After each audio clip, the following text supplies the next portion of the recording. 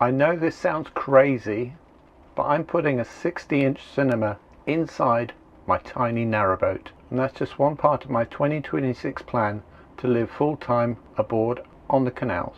Will I actually finish it all? Stick around because I'm sharing the full vision, power setup and make or break budget. I bought Narrowboat Kate around about 9 months ago or so. I've been living on board 2 or 3 days a week, getting used to her, finding out what her quirks are, and the problems and issues that I've found out since. Some of them I've covered in previous videos, and some I will be tackling over the next year or so. Here are some of them. I'm planning to make several changes to the boat, some of its layout, some of its new equipment. For example, as I've mentioned in previous videos, I'm going to be changing my fire here to a diesel reflex stove, and that's going to be happening in the next 4 weeks or so. I'm also going to be putting some shelving in the corner there, painting. I haven't decided if I want to paint yet. I will be putting up some curtains.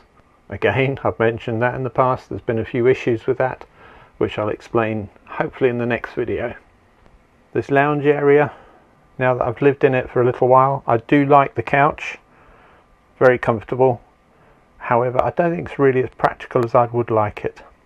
As I mentioned at the beginning, I'm planning to put in a 60-inch cinema into my boat, which is going to go just down that far end there. More about that in a few minutes. Layout changes. The kitchen area. I do love my kitchen. I love this extra workspace that we've got there, fridge underneath. However, that does restrict the lounge area. So I'm toying with the idea. I need to do some measurements, toying with moving this section here where the fridge is and all the way across to the wall there, taking that whole section out and moving it to this area here next to the stove so that it will stick out there. I do have an issue with the shelving in that cupboard at the end next to the fridge, so I have to work that one out. Please excuse my garden that's here. It used to be out in the front of the boat in the bow, but the weather's too cold out there for them and the plants would just not survive. This area, however, I found since I've been staying on the boat, I hardly use this area here, so that's one of the reasons I want to move the countertop over to this end, but also this space just here. Please excuse the mess. I'm planning to put in underneath this duck hatch, hopefully, if the measurements all work out, a dinette, but I need to do the measurements to see if I can make that work. As you can see, I need to do some major tidying up. However, this cupboard, the spice racks, which again I filmed in a previous video, is all going to stay where it is. That all works well. I do need to redo the cupboard though, and what gets stored in there. Maybe put some extra shelves in. The bathroom I'm very happy with. All I need to do in there is really just fix the leaky tap. For the rest of it, apart from maybe painting, which I'll decide next year, is all I have to do in there. As for the bedroom, again, fairly happy with it.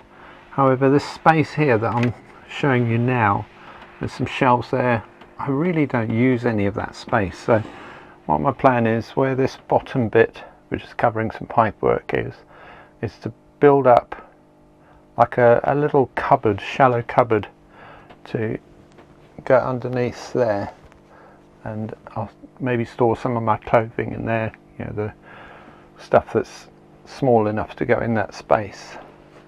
This cupboard here is a clothing cupboard, which again I haven't started using, as you can see, full of boxes at the moment, but obviously once I move on board that will be full of clothing. And there's my hat rack. Right, my power setup. How do I get power off grid? Well, as you will see in these pictures, I've got some solar panels on the roof. That is all the panels angled. It's not the highest it can go.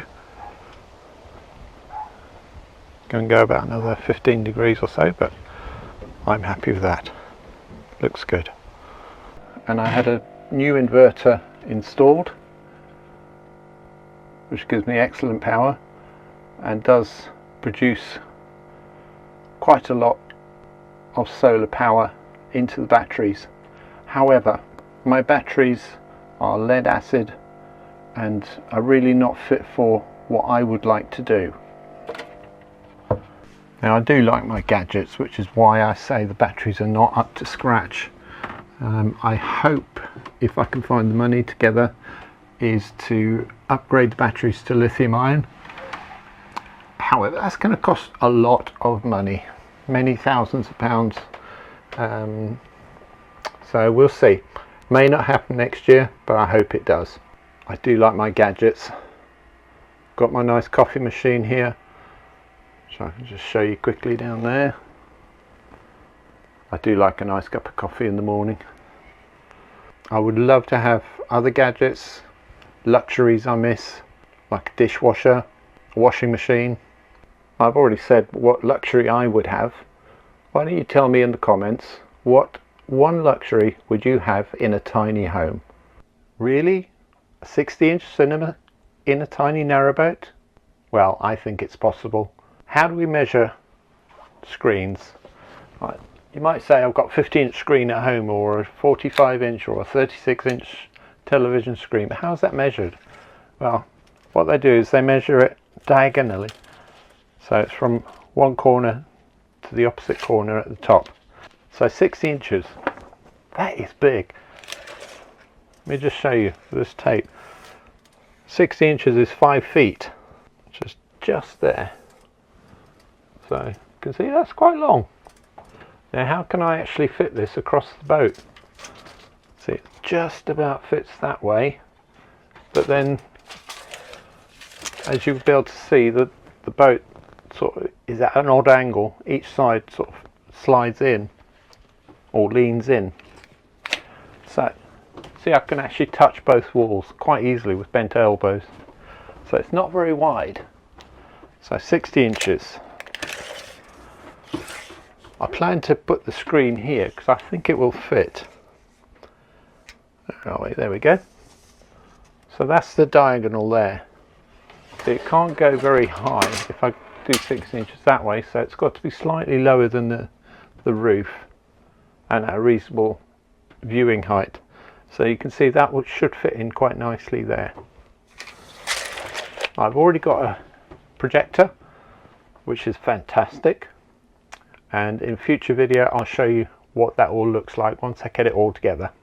As far as the projector goes, at the moment it's on a stand, or will be on a stand. I plan to hopefully suspend it from the ceiling so that it's a little bit out of the way. Living full time on the canals, I've only ever spent maybe 4 or 5 nights at a time on the canals. I'll be going out again in January just to test out all my systems, make sure they all work well. You know, the solar panels, am I getting enough power for the gadgets that I'm using?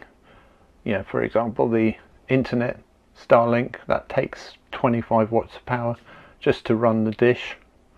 So I don't think I'll be able to have that on full time. However, I can obviously use it at night. I have a power bank that's going to help with all of that.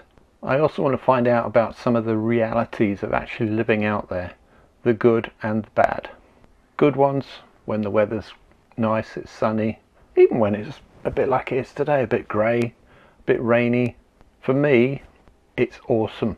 It's what I've been looking for. It's what I've been dreaming about since I was about 18, when I went on a narrowboat holiday with some friends.